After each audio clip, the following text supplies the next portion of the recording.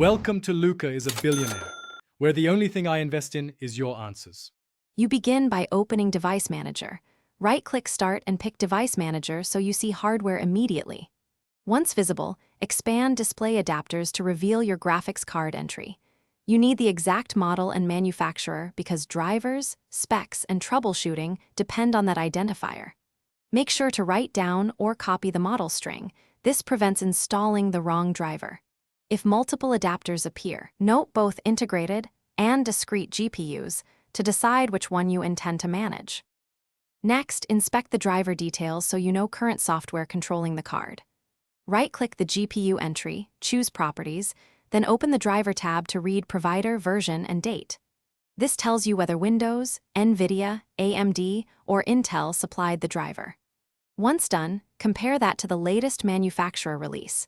If older, use Windows Update for a quick install or download the vendor installer for a clean update. Make sure to close games and apps before updating to avoid conflicts.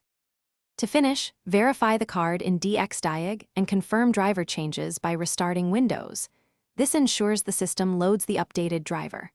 Open Run, type DXDiag, and check the Display tab for device name and driver version.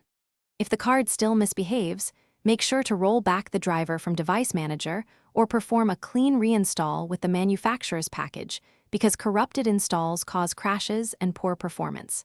If problems persist, boot into safe mode and uninstall the driver before reinstalling.